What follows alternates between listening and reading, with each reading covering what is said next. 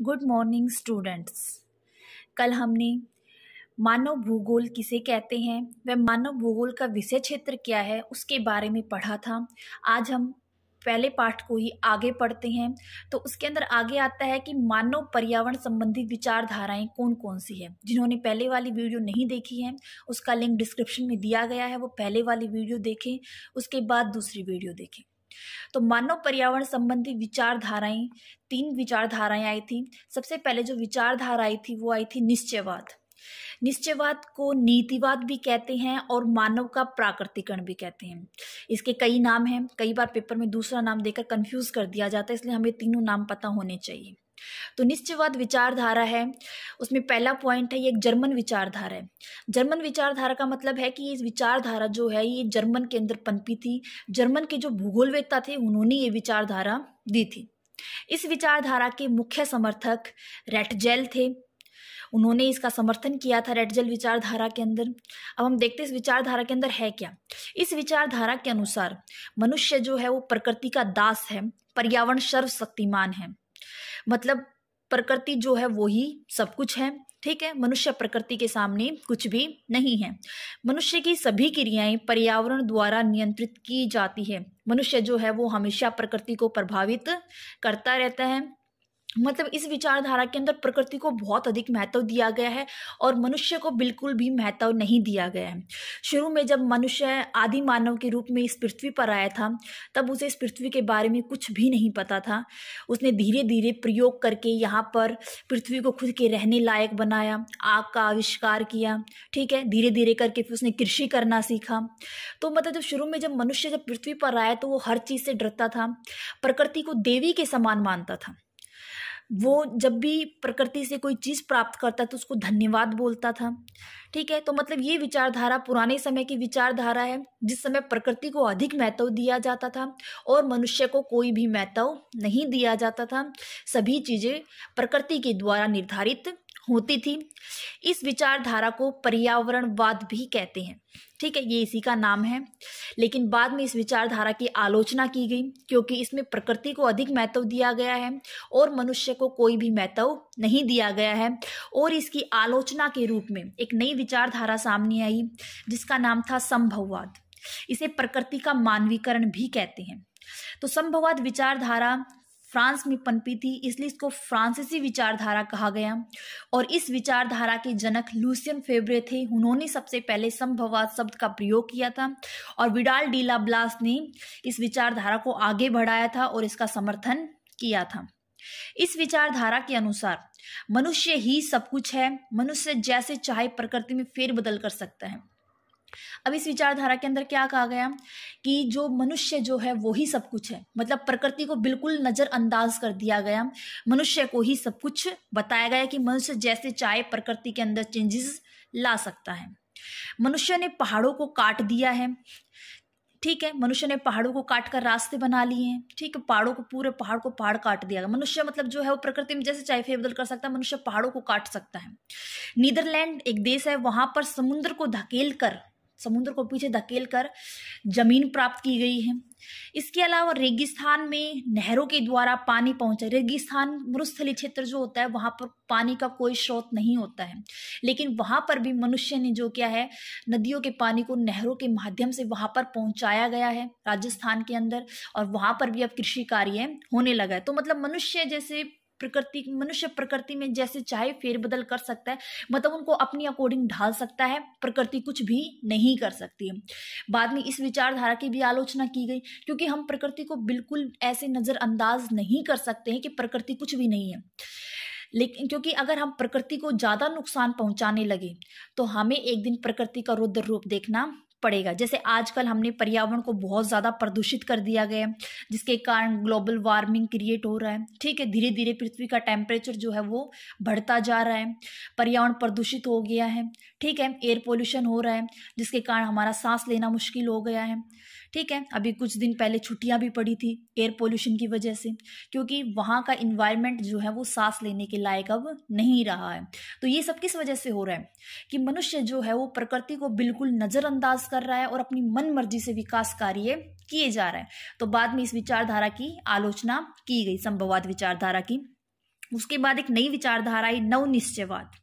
यह विचारधारा Griffith Taylor ने दी थी, ठीक है। और इस विचारधारा में क्या था, यह निश्चयवाद और संभववाद के बीच की विचारधारा है। मतलब इस विचारधारा के अंदर मनुष्य व पर्यावरण को समान महत्व दिया गया था कि मनुष्य और पर्यावरण जो है वो दोनों समान हैं, ठीक है, दोनों इक्वल है, दोनों की इंपॉर्टेंस बराबर है, कोई भी एक दूसरे से बड़ा नहीं है, ठीक है।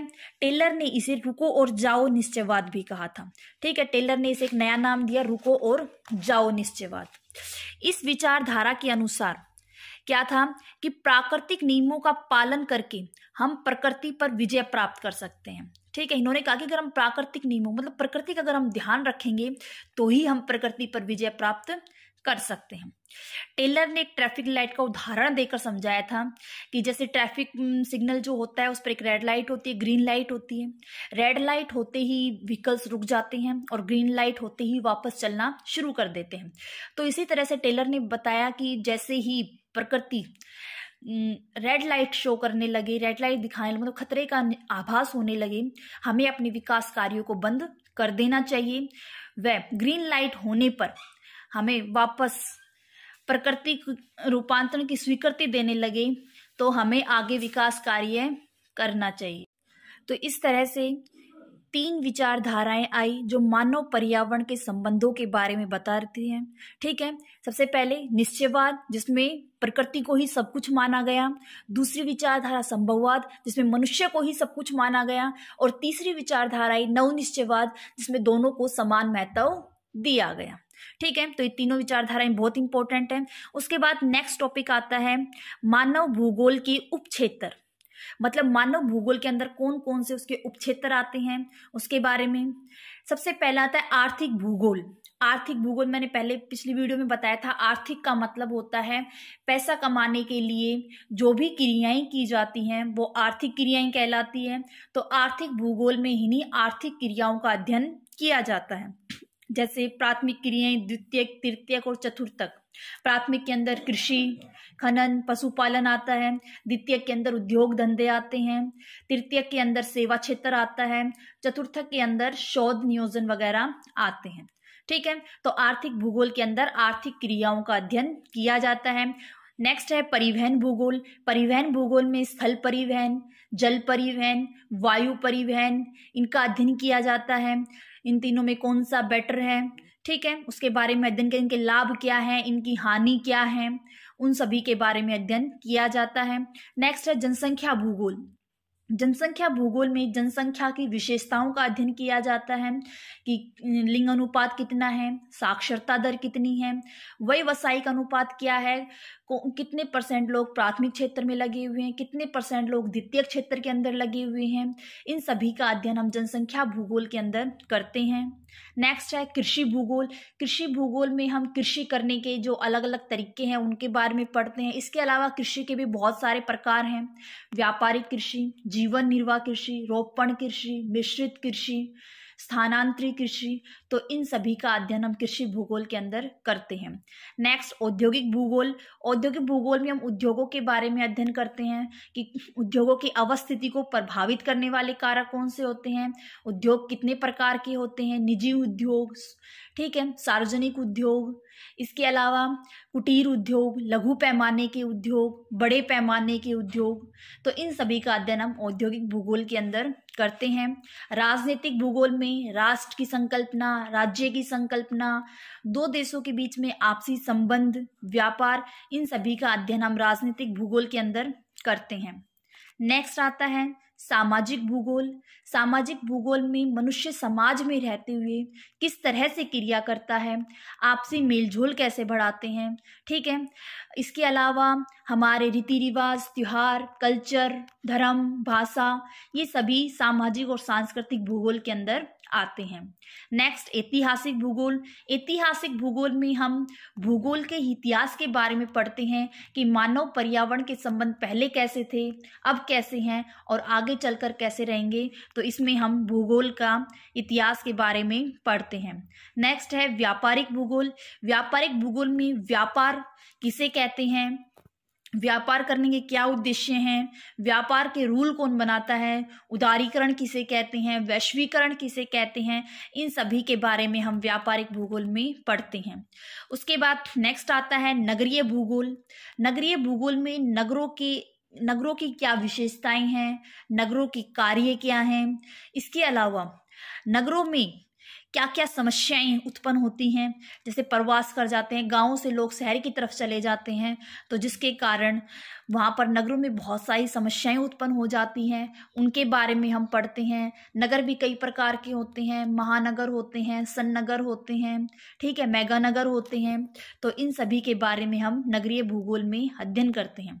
मानव भूगोल की उपक्षेत्र और मानव भूगोल की विषय वस्तु लगभग सेम है, लेकिन मानव भूगोल के उपक्षेत्रों के अंदर साथ में भूगोल लगा हुआ है, ठीक है। इसके अलावा भूगोल के ही पार्ट है, मानव भूगोल के पार्ट। मानव भूगोल में इन सभी का अध्ययन किया जाता है। परीक्षा की दृष्टि से यह क्वेश्चन बहुत इंपॉर्टेंट है, ठीक है। तो फर्स्ट चैप्टर जो है वो लगभग समाप्त हो चुका है। अगली वीडियो में हम सेकंड चैप्टर पढ़ेंगे। धन्यवाद।